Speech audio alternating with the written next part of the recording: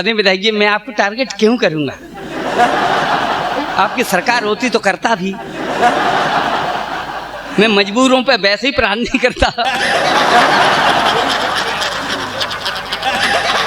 वैसे दूसरे ही टारगेट कर रहे हैं और आपके साथ हम भी टारगेट हो रहे हैं। हमारे घर पर छोटा बच्चा है आदरणीय विधायक जी, बड़ी मुश्किल से पैदा हुआ है। सब मैं कहता हूँ मैं उस लड़के से कुछ कह भी नहीं कर सकता, आदरणीय विधायक जी मैं कुछ नहीं कह सकता। इकलौता मैंने बताया ना, इकलौता है, 10 साल के बाद पैदा हुआ साहब। पूरे घर ने उम्मीद छोड़ दी थी, हमने भी छोड़ दी थी, पत्नी ने भी छोड़ दी थी। फिर मैं अपनी पत्नी को डॉक्टर के पास लेके गया, तब 10 साल बाद एक बच्चा हुआ साहब। अच्छा एक डॉक्टर ने तो विधायक जी मेरा दिमाग खराब कर दिया। मैंने डॉक्टर से आके कहा, मैंने डॉक्टर साहब चाहे जितना रुपया ले लीजिए लेकिन एक बच्चा पैदा कर दीजिए। सच कहता हूँ मेरी ये मजबूरी है। मैंने कहा ना मैंने जो कष्ट भोगे हैं, मैंने कहा डॉक्टर साहब चाहे जितना रुपया ले लीजिए लेकिन एक बच्चा पैदा कर दीजिए। मेरी पत्नी दिन रात रोती है, उसके संतान नहीं होती है। डॉक्टर साहब ने कहा आपने तमाम डॉक्टर आजमाए होंगे, हमें भी आजमाइए, पत्नी को हॉस्पिटल ले आइए। आपने तमाम डॉक्टर आजमाए होंगे, आजमाइए, पत्नी को हॉस्पिटल ले आइए। तब तक कंपाउंडर आया, उसने और ज्यादा मक्खन लगाया। बोले हमारे डॉक्टर साहब इस काम में बड़े माहिर हैं, सारे क्षेत्र में जाहिर हैं, उन्होंने तमाम सोती हुई तकदीरें जगा दी हैं। 3 नर्सें तो बिना शादी का ही मां बना दी हैं। साहब फिर हमने उन्हीं डॉक्टर पे इलाज कराया क्योंकि हमें उस कंपाउंडर ने ज़्यादा विश्वास दिलाया। फिर 1 साल बाद एक बच्चा आया, सच कहता हूँ आपको, 1 साल बाद। और लेकिन वो अब मुझे न खुशी हुई न खेद। लड़का एकदम गोरा चट्टा सफेद और मैं ठहरा बाबला, पत्नी भी सांवली और मैं भी सांवला। अब गोरा लड़का, मुझे यह चिंता कम से कम 1 साल सताती रही। तब उन्हीं डॉक्टर साहब ने बताया चिंता की कोई बात नहीं है, आपकी पत्नी चावल खाती रही।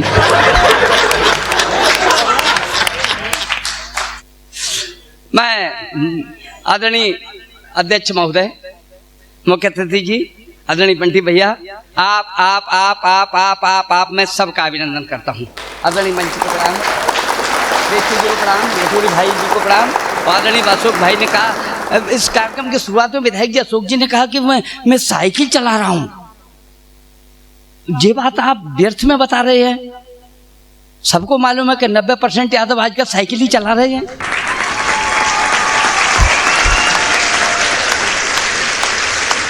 अरे ये हंसी की बात नहीं विधायक जी, ये हंसी की बात नहीं है।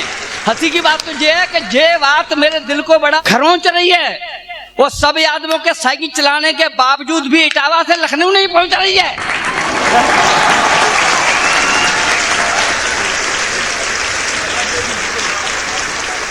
आइए आनंद लेते हैं साहब। वो योगिता जी, मैं आपने बहुत सारी बातें पूछी कि ऐसा मैं आपसे कुछ नहीं कह सकता। आप तो मेरी बेटी के बराबर हैं। तुम्हारी जगह तुम्हारी मम्मी होती ना, मैं बता देता। और वो साहब आपने कहा जब से तेरे हुस्न को देखा, तुमने तो हुस्न को देखा लेकिन हुस्न ने तुम में क्या देखा।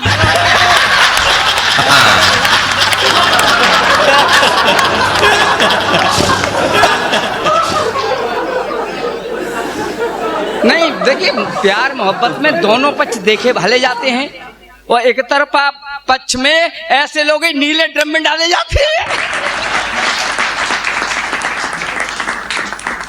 एक भिखारी हाथ जोड़कर बोला हमसे ऐसे, 4 रोज से भूखा हूं, बाबू दे दो कुछ पैसे। हमने उसको समझाया झल्ला कर हो बेकाबू, देख हमारे पीछे बैठे हैं ऑफिस के बाबू। अपना तो दिल पत्थर है जो बिल्कुल नहीं हिलेगा, उनके आगे हाथ बढ़ा तो कुछ तो तुझे मिलेगा। वह बोला बाबू जैसे हम झोली टांगा करते वैसे ही ऑफिस के बाबू रिश्वत मांगा करते। वह बोला जैसे साहब हम झोली टांगा करते वैसे ही ऑफिस के बाबू रिश्वत मांगा करते। दर दर भटक रहा हूं मैं, इतना आभारी बना दिया है ऑफिस के एक बाबू ने ही हमें भिखारी बना दिया है। ज्यों बिछुआ सिंदूर, सुनना तो और तालियां बजाना उस बाबू के लिए। ज्यों बिछुआ सिंदूर चिन्ह दोनों सुहाग के हैं, अरे उनसे क्या मांगू मैं, मेरे ही विभाग के हैं। कुत्ता मरा एक मालिक का जो चलता था सदाकार में, सारे बाबू बुलवाए थे मृत्यु भोज के संस्कार में। नौकर बोला क्यों जी मालिक, जितने लोग बुलाए हैं इस कुत्ते के संस्कार में बाबू ही क्यों आए हैं? मालिक बोला जैसे कुत्ते पूंछ हिलाकर खाते हैं वैसे ही साहब के आगे बाबू तुम्हें हिलाते हैं। वैसे ही साहब के आगे बाबू तुम्हें हिलाते हैं। इनको खाने से मतलब है, भले बुरे का ज्ञान नहीं, कौन खिलाता क्या खाते हैं इनको कुछ पहचान नहीं। कोई सज्जन पुरुष भूलकर कभी नहीं आ सकता था, इस कुत्ते के मृत्यु भोज को और कौन खा सकता था? आइए मैं आपसे मजे लेता हूँ, मजे के लिए आता हूँ। आदरणीय विधायक जी आ गए हैं और हमारे नंबर पे आए हैं। हमारी तो कुंडली खराब है। हाँ वैसे मैं मन से पढ़ लेता राजनीति वाजनीति, तो अब तो मैं पढ़ ही नहीं सकता। नहीं पढ़ेंगे, मरना थोड़ी है, हमें घर भी जाना है और दोबारा भी आना है। आइए मैं 4 पंक्तियाँ पढ़ता हूँ। आदरणीय विधायक जी बहुत सारी, वो इश्क मिजाज की बात तो साहब सब करते हैं। आदरणीय विधायक जी कौन नहीं करता, उम्र पर सब करते हैं। जब भी मैं 16-17 साल का था, वहाँ की एक बात बता दूँ, मुझे क्षमा कर देना साहब, इतना कि मुझे पड़ोस में जब बच्चा होता है ना तो उसको सब नाम उल्टा सीधा ही लेते हैं। मेरा नाम विनोद था तो मेरे पड़ोस की महिलाएं चाची ताई सब मुझे विनोदा कहती थी। तो उस वक्त क्या गुजरी मेरे ऊपर, सो सुना वो बात याद आ गई है योगिता चौहान की बात पर। वैसे मैं ऐसी बात है अमूमन विधायक जी नहीं करता। जवानी के दिन थे शैतान थे हम, तकदीर थी कुछ ज्यादा निकम्मी। जवानी के दिन थे शैतान थे हम, तकदीर थी कुछ ज्यादा निकम्मी। और अपनी पड़ोसन रूपा समझ के छेड़ दी हमने रूपा की मम्मी। जवानी के दिन थे शैतान थे हम, तकदीर थी कुछ ज्यादा निकम्मी।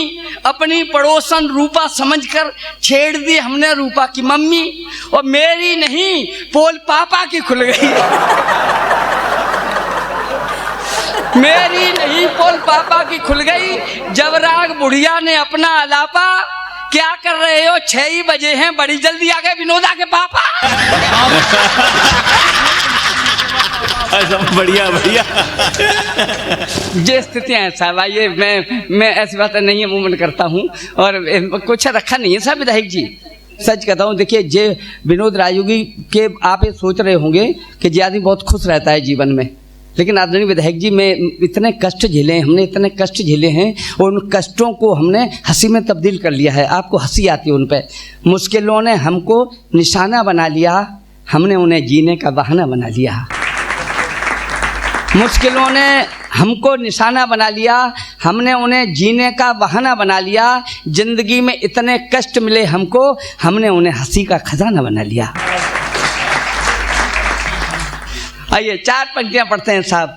हम आपको हंसने हंसाने के लिए आते हैं आदरणीय विधायक जी। और हम आपको सच बताता हूँ, मैं तो आपको कभी सपने में भी बहुत बार देखा है, क्यों आप इतनी अच्छी बातें करते हैं। उसके बाद आप जो कविताएं पढ़ते हैं ना बहुत मज़ेदार पढ़ते हैं। पहले आपने हमें इतना टारगेट किया था कि मैं तो चुल्लू भर पानी में डूब के मेरा मन कर रहा था।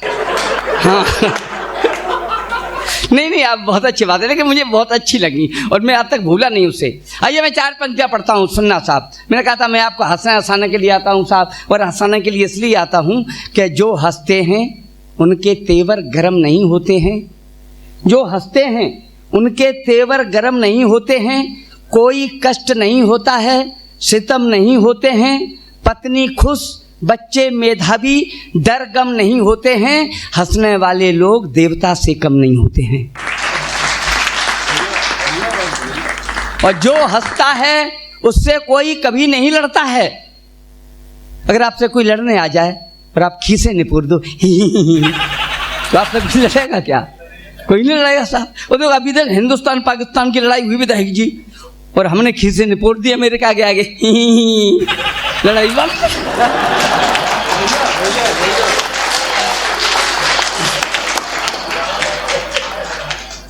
जो हंसता है उससे कोई कभी नहीं लड़ता है। हंसने वाला व्यक्ति कभी बीमार नहीं पड़ता है।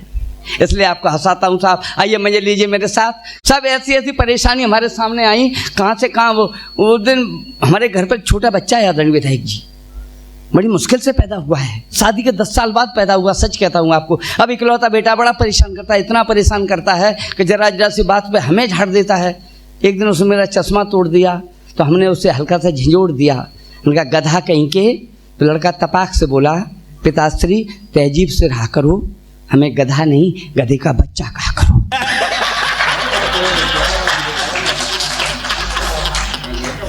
अच्छा, हम बड़े खुश हुए, हम नाराज नहीं हुए, हम पॉजिटिव रहते हैं। हम नाराज क्यों होते? हम नाराज नहीं हुए। हमने कहा हमारे बेटे ने कितना बड़ा सिला दिया, और हम तो बड़े आलसी थे, उसने हमें मेहनती बना दिया। सब मैं उसका एडमिशन, वो 5-6 साल का हो गया तो उसकी मम्मी बड़ा मुझे परेशान कर रही थी, उसका एडमिशन करा दो, कहीं नामांकन करा दो, कहीं नामांकन करा दो। सुनना साहब कि कहीं नामांकन करा दो, नामांकन करा दो। तो हमारे पड़ोस में एक परिषदी विद्यालय था, आदरणीय विधायक जी। मैं उस विद्यालय में चला गया, वहाँ एक गुरुजी बैठे थे। हमने उनसे कहा, हमके गुरुजी हमें नामांकन कराना है। बोले देखो मैं पुराने समय का अध्यापक हूँ, मुझे अंग्रेजी आती नहीं है। हमने कहा सर मुझे एडमिशन कराना है। बोले ऐसे बोलो ना हिंदी में।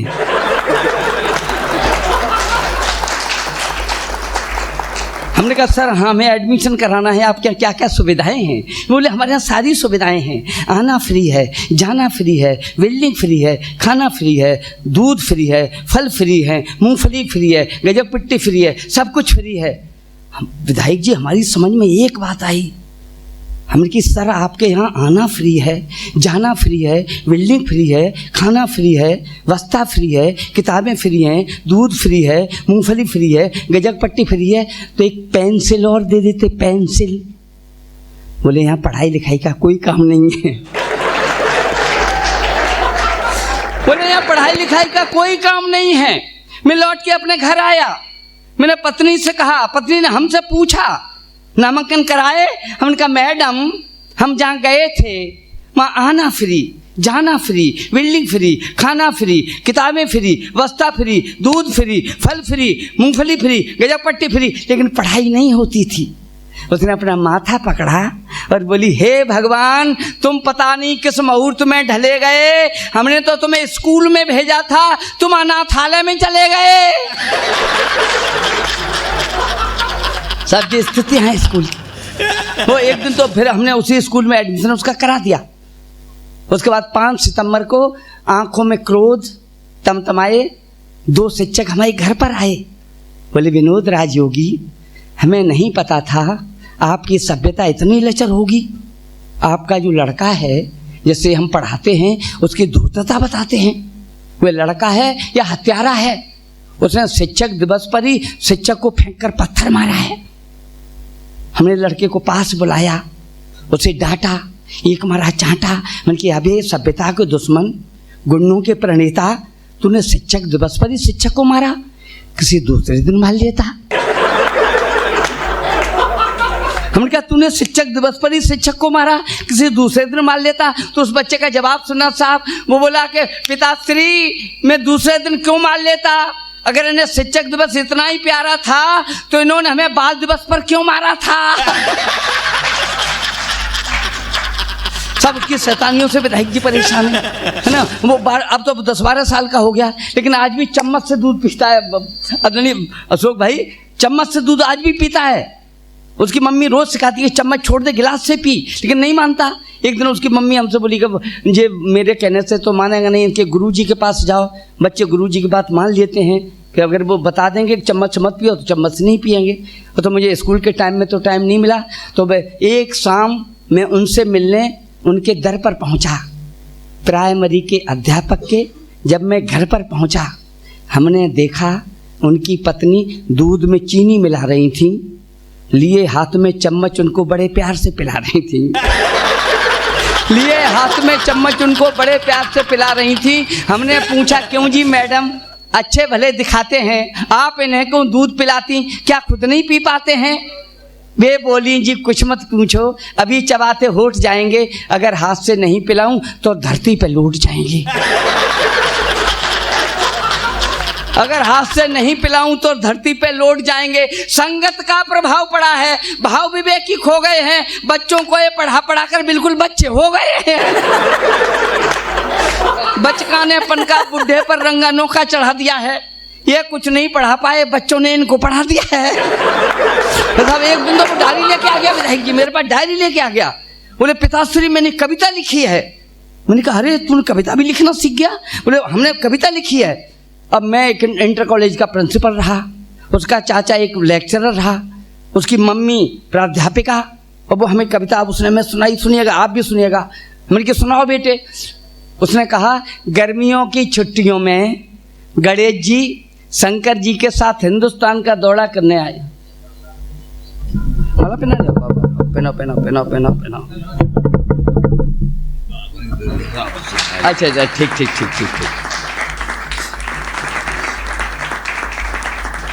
उसने कविता सुनाई सर। बहन जी आप सुनना कि गर्मियों की छुट्टियों में गणेश जी शंकर जी के साथ हिंदुस्तान का दौरा करने आए और यह देखकर घबराए कि ये किसान सबके मुंह पर कालिख पोत रहा है। भीषण गर्मी में दो जानवरों का हल जोत रहा है। गर्मी की वजह से दुनिया दहलाई है, बेचारे जानवरों की एक फीट जीभ बाहर निकल आई है। गणेश जी ने पूछा पिताश्री मानवता इस कदर नष्ट है, हमें यह बताओ इन जानवरों को इतना क्यों कष्ट है? तो शंभु बोले हे मेरे प्रिय पुत्र गणेश, यह इनके कर्मों का भोग है, यह इनके पिछले जन्म का योग है। इन्होंने तमाम भविष्य अंधकार में धकेले हैं, ये दूसरे की जिंदगी से खेले हैं। इन्होंने 2 पैसे का काम नहीं किया, हराम का वेतन लिया। इन पर तरस मत खाओ, इनके अपराध व्यापक हैं। ये पिछले जन्म के इंटर कॉलेज के अध्यापक हैं। इन पर तरस मत खाओ, इनके अपराध व्यापक हैं। ये पिछले जन्म के इंटर कॉलेज के अध्यापक हैं और जिसके हाथ में हल है वह इनका प्रिंसिपल है।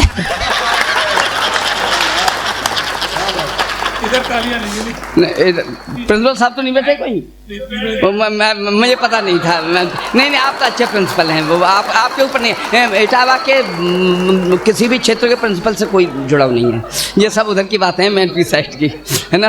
आपसे बहुत अच्छे हैं, मुझे क्षमा करना साहब। तो वो अच्छा दरअसल देखो साहब आदरणीय विधायक जी, देखे दोष बच्चों का भी नहीं है, दोष हमारा भी है। हमने उन्हें संस्कार नहीं दिए। संस्कार की तो बात छोड़िए, हम उनका अच्छा नाम भी नहीं रख पा रहे।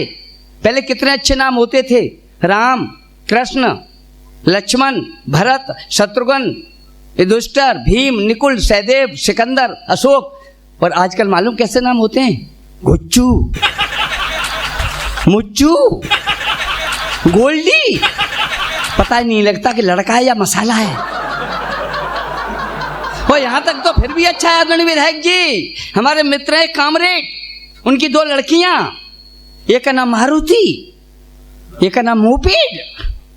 दोनों ही सयानी, परेशानी खास थी। शादी के लिए 2 लड़कों की तलाश थी। ढूंढते ढूंढते पैरों के तलवे छिल गए, संयोग से एक ही घर में 2 लड़के मिल गए।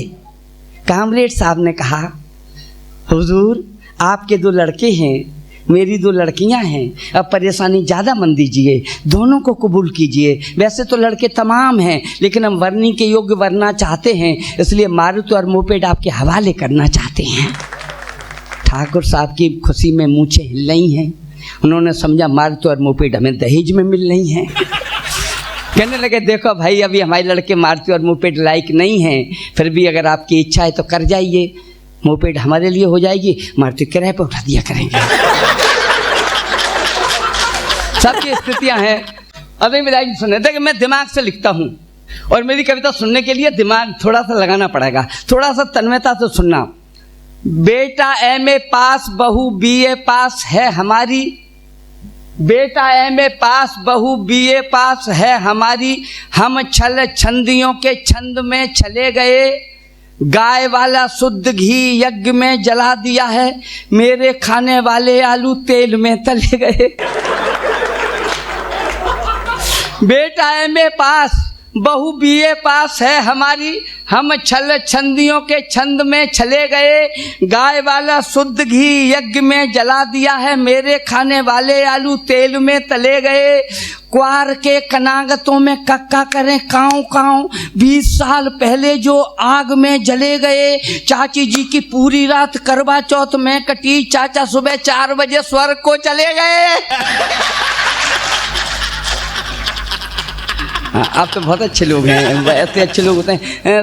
मेरे पास एक वो आए थे, अभी एक नई पार्टी बनी आदरणीय विधायक जी, वो पता नहीं कौन सी है, इधर वो इधर बर्तना साइड की है कोई, वो कौन से हैं? हाँ, वो आए मेरे पास, क्या तुम इलेक्शन लड़ लो हमारी पार्टी से। हमने कि मैं इलेक्शन नहीं लड़ सकता। बोले क्यों नहीं लड़ सकते? मैंने कहा मैं राजनीति नहीं कर सकता। बोले क्यों नहीं कर सकते? मैंने कहा मैं इसलिए नहीं कर सकता क्योंकि व्यापारी बे हैं जो 2 के 8 लेते हैं, वकील बात बात में से बात छांट लेते हैं, पुलिस वाले थोड़ा सा पीट पाट लेते हैं, अधिकारी हल्का सा हमें डांट लेते हैं, भिखारी भीख मांगकर वक्त काट लेते हैं। राजनीति करना सबसे कठिन है, वे ही कर पाते जो थूक के चाट लेते हैं।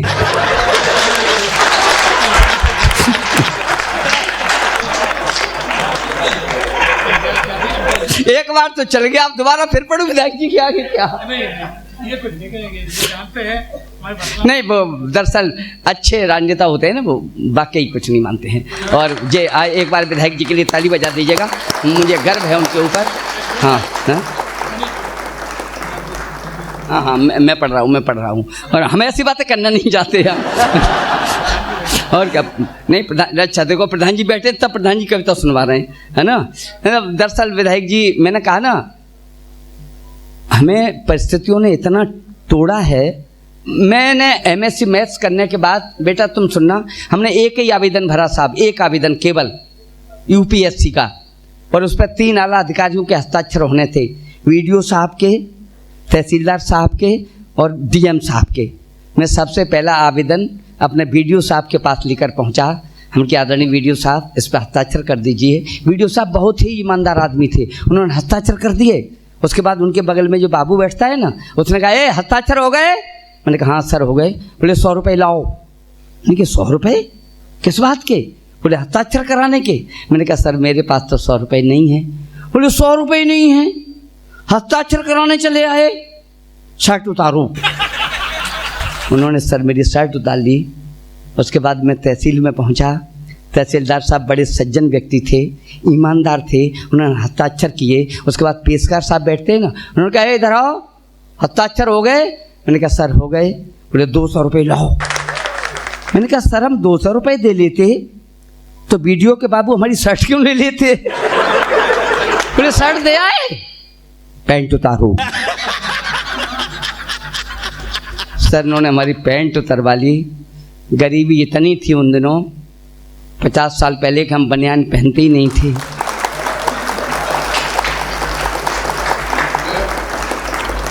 फिर हम DM साहब के पास तो गए ही नहीं। हमने ये साहब बाहर में जाए नौकरी, और हम रात भर विधायक जी यह सोचते रहे कि DM साहब से तो किसी तरह निपट लेते, अगर कमिश्नर साहब के भी साइन होते तो उन्हें क्या देते। इन हादसों ने, जो मेरे हादसे हैं, मेरी चोटें हैं जिन पे आपको हंसी आती है साहब, वो तब हमने कसम खाई थी। हमने कहा हे अधिकारियों, आपने हमें नंगा करने की कोशिश की लेकिन तुम हमें नंगा नहीं कर पाए, लेकिन मैं प्रतिज्ञा करता हूँ मैं पूरे देश के मंचों से तुम्हें नंगा करूँगा। उस दिन से मैं नंगा कर रहा हूँ। सुनिएगा, एक चील यूं गीत से बोली, दादा चलकर भूख मिटा लें, मरा आदमी पड़ा हुआ है उसका थोड़ा गोश्त खा लें। वह बोला ओ बहन हमारी ज़्यादा हमको नहीं सता, कहाँ पड़ा है मरा आदमी हमको उसका पता बता।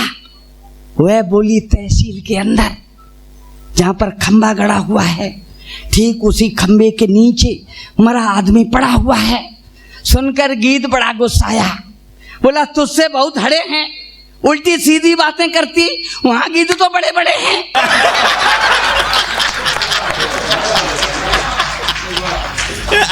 सुनकर गीत बड़ा गुस्साया, बोला तुझसे बहुत हड़े हैं, उल्टी सीधी बातें करती, वहां गीत तो बड़े बड़े हैं, उनसे टक्कर लेने में तो खुद चक्कर में आ जाएंगे। अरे हमें क्या मिलना, उसे तो लेखपाल ही खा जाएंगे।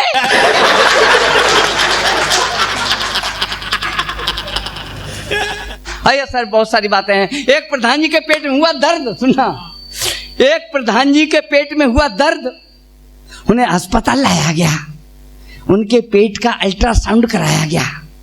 डॉक्टर ने कहा मामला बदतर है, इनके पेट में 2.5 किलो का पत्थर। तब तक उनकी पत्नी बोली डॉक्टर साहब पत्थर नहीं होगा, ईंट होगी, ईंट।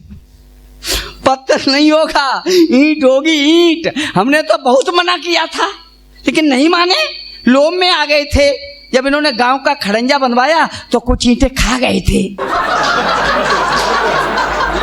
हमने तो बहुत मना किया था लेकिन नहीं माने, लोभ में आ गए थे। जब इन्होंने गांव का खड़ंजा बनवाया तो कुछ ईंटें खा गए थे। डॉक्टर साहब जल्दी कीजिए, ऐसा न हो इनका पेट तन जाए, पूरी 10,000 ईंट हैं पेट में, कहीं खड़ंजा न बन जाए।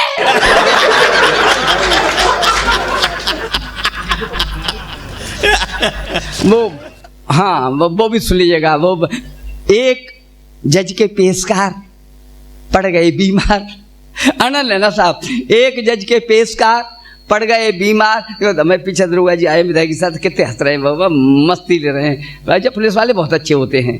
वो हम तो अपनी गाड़ी लेके आज का जिक्र बताता हूँ। आज मैं अपनी गाड़ी लेके आया था विधायक जी, मैं सत्सागंज से होके निकला तो वहाँ दरोगा जी ने हाथ दिया, रुक जाओ। मैंने कहा क्या है सर? बोले गाड़ी कागज। मैंने कहा सर कागज तो नहीं है। बोले कागज नहीं है फिर तो आप चोर हैं, मक्कार हैं, ढीठ हैं। हमने एक 100 का नोट चुपचाप निकाल के दे दिया। बोले जाओ तुम्हारे कागज कंप्लीट है। जी स्थिति है। बहुत सारी बातें। आइए, एक जज के पेशकार पड़ गए बीमार, उन्हें घेरे हुए सारे अधिकारी खड़े थे। बेचारे पेशकार अस्पताल में पड़े थे, उनके यूरिन का होना था टेस्ट।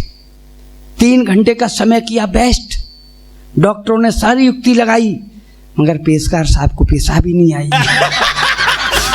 मगर पेशकार साहब को पेशाब ही नहीं आई। सबके सब खड़े थे मौन। तब तक उनके घर से उनकी पत्नी का आया टेलीफोन, डॉक्टर साहब ऐसा कीजिए, इनकी जेब में कुछ रुपए रख दीजिए वरना अभी मरते हैं। पेशकार साहब बिना रिश्वत के पेशाब भी नहीं करते हैं। पेशकार साहब बिना रिश्वत के पेशाब भी नहीं करते हैं। डॉक्टर साहब ने एक 10 का नोट उनकी जेब में रखा और जैसे ही जेब हुई भारी, पेशकार साहब ने भैंस के दूध की तरह 3 लीटर उतारी। 3 लीटर उतारी। और यह देखकर एक नर्स ने कहा, यह देखकर विधायक जी एक नर्स ने कहा डॉक्टर साहब यह बहुत अच्छा रहा कि आपने 10 का ही नोट रखा।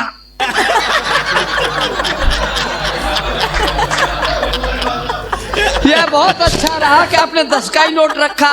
अगर भूल से कहीं 100 का नोट धर देते तो पेशकार साहब पूरा अस्पताल भर देते।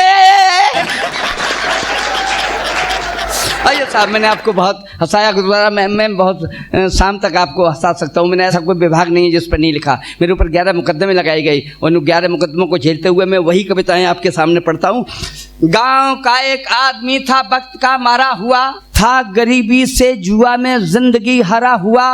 हड्डियों के जिस्म पर थी मांस की बोटी नहीं, पेट भरने के लिए मिलती जिसे रोटी नहीं। डाल ली थी झोपड़ी, बनवा सका जो घर नहीं। जिंदगी मजदूर की थी, खेत बीघा भर नहीं। फिर भी समझता था बड़ा खुशहाल अपने आप को, देवता सा पूजता रहता था अपने बाप को। देवता सा पूजता रहता था अपने बाप को। यह रूप भी उसका निराधम, वक्त सह पाया नहीं। जहन में ठोकर लगी, खुशहाल रह पाया नहीं। मौत की मर्जी हुई थी, दुख सियासी हो गए। उठ गया साया, पिताजी स्वर्गवासी हो गए। उठ गया साया, पिताजी स्वर्गवासी हो गए। क्रूरता के कैर पर था धैर्य भी शैदा हुआ। लाश ढकने के लिए कपड़ा नहीं पैदा हुआ। उद्धार कैसे हो पिता से आ रही उसको शर्म। गांव से ईंधन मंगाकर हो सका क्रियाक्रम। याद में बैठा हुआ शमशान में अपने पिता की, आग भी ठंडी नहीं हो पाई थी जलती चिता की। पूछता था स्वयं से अब धैर्य तुम कैसे धरोगे। गांव का प्रधान बोला 13वीं कितनी करोगे। गांव का प्रधान बोला 13वीं कितनी करोगे? पेट को रोटी नहीं थी, चीथड़ों से तन ढका था गरीबी का सताया। 13वीं को क्या रखा था? गिड़गिड़ा कहने लगा बिन मौत हम मर जाएंगे, भैया क्षमा कर दीजिए, हम यह नहीं कर पाएंगे। संस्कारों की पुरानी रीत जब मैली हुई, दूसरे ही दिन हवाएं गांव में फैली हुई। उद्धार कैसे हो बुजुर्गों से तनिक न डर रहा। गांव का कलुआ पिता की 13वीं न कर रहा, गांव का कलुआ पिता की 13वीं ना कर रहा। स्वर्गवासी बाप की ना गांव में कोई जिक्र थी, पेट भरने के लिए बस 13वीं की फिक्र थी। स्वर्गवासी बाप की ना गांव में कोई जिक्र थी, पेट भरने के लिए बस 13वीं की फिक्र थी। तूल इतना दे रहे थे लोग इस प्रपंच को, फैसला करना पड़ा था गांव के सरपंच को। माना गरीबी है बड़ी, 2 बार भोजन तक नहीं, पर किसी को मान्यताएं तोड़ने का हक नहीं। आज तुम कतरा गए, कल और भी जनता लड़ेगी। गांव में रहना तुम्हें तो 13वीं करनी, गांव में रहना तुम्हें तो 13वीं करनी पड़ेगी। बहुत रोया था, बहुत रोया था, मगर वे लोग माने थे नहीं। असहाय था मजबूर के घर 4 दाने थे नहीं। मान्यताएं मानने से बहुत हर्जा हो गया, उठ गया साया पिता का और कर्जा हो गया। लोग पत्तल पर जमे बैठे खिले प्रसून से, खा रहे थे पूड़ियां सेंकी गई जो खून से। टूटते थे कुल्हड़ों पर हाथ ऐसे पहुंच कर, गीत जैसे खा रही हो मांस उसका नोच कर। गीत जैसे खा रहे हो मांस उसका नोच कर। और 2 पंक्तियां देता हूं, अगर बात अच्छी लग जाए, मन पे लग जाए तो विनोद राजयोगी को ताली बंद देना, कविता को ताली बंद देना, लेकिन उस जो हमारे कुरी चल रही है उसके ऊपर तालियां बजा के हंसी उठा लेना और उसको तोड़ने का प्रतिज्ञा करना। 13वीं के नाम पर कितना बड़ा अंधेर था। आदरणीय विधायक जी सुनना, 13वीं के नाम पर कितना बड़ा अंधेर था। बाप के बदले में द्वारे कुल्हड़ों का ढेर था, बाप के बदले में द्वारे कुल्हड़ों का ढेर था। संस्कारों की बजाय असहाय कैसा ठग गया, फिक्र कर्जे की हुई कलुआ जमी से लग गया। घुट गए थे प्राण उसके, सोच इतना बढ़ गया, अच्छा भला इंसान एक बल 13वीं की चढ़ गया। अच्छा भला इंसान एक बल 13वीं की चढ़ गया। आदमी जिसका मरे उसको सताना पाप है। इस 13वीं को छोड़ दो, ये 13वीं अभिशाप है। खा लो कसम साथी सभी दादा मरे या दादियाँ, कर्ज लेकर बाप की क्रियाक्रम न हम करेंगे, बस हवन की आहुति देंगे उन्हें जो अब मरेंगे। भाइयों सब एक होकर इस नियम को तोड़ दो, मजबूरियों से यह भरा पवित्र खाना छोड़ दो, मजबूरियों से यह भरा पवित्र खाना छोड़ दो, मजबूरियों से यह भरा। विनोद योगी जी बैठे हैं और इन्होंने मुझे टारगेट किया, हम इन्हीं की कविता सुनाएंगे, हम दूसरी नहीं सुनाएंगे, तो याद आ जाएगी आपको। विनोद योगी जी बैठे हैं, इनकी हमें एक कविता याद है और वो मैंने विधानसभा में सुनाई, विधानसभा में वो फीड है। कौए से एक कौए की पत्नी ने कहा कि स्वामी हमें तुम पे बहुत नाज है कि तुम चालाकी में सबसे आगे हो। कौए ने कहा कि हम तुम्हारी भावना की कदर करते हैं, लेकिन चालाकी में भाजपा हमसे आगे है। पत्नी ने कहा कि स्वामी तुम गंदी सी गंदी, खराब सी खराब, सड़ी सी सड़ी चीजें खाते हो, तब तुम इतने चालाक हो। तो ये बताओ ये भाजपा वाले क्या खाते हैं जो तुमसे आगे है?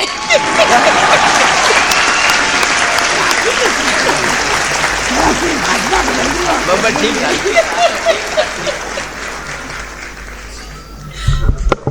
आदरणीय अशोक जी ने आदेशित किया और प्रिंसिपल साहब ने मुझसे कहा हम आपके मंच पे आ गए, लेकिन कभी भी बड़े लाजवाब होते हैं, कवियों के बच्चे भी बड़े लाजवाब हो जाते हैं।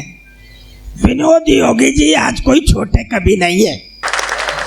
सच बात यह है कि कभी YouTube वगैरह पे देखना तो सबसे ज्यादा हास्य कवियों में यही आ रहे हैं इस समय। और ये जब मंच से कह रहे थे कि साहब हमारी शादी को 10 साल हो गए, बहुत मेहनत करके, बहुत उपाय करके, बहुत जोर लगा के 10 साल में बच्चा हुआ। अरे मुझसे बात कर लेते, हम अशोक जी की राय देते, मात्र 1 ही साल में हो जाता। हमारे पास सहयोगी गण बहुत है, वो सहयोग के लिए मना कर ही नहीं सकते। आज तक अशोक जी ने कभी मेरी बात टाली नहीं, हम जानते। अरे इतना विश्वास है, वो तब भी नहीं टालते। आप हमसे कहते तो हम इन्हें इलाज के लिए भेज देते, लेकिन योगी जी ने कहा नहीं हमसे। तो राजयोगी जी उस समय चूंकि संबंध नहीं थे, लेकिन अशोक जी की महानता को भी नहीं उस समय ये जानते थे, नहीं तो ये शुरू ही में आ जाते। एक बार एक कवि के मित्र, कवि का लड़का बाहर खेल रहा था, उन कवि साहब का मित्र उनसे मिलने आया।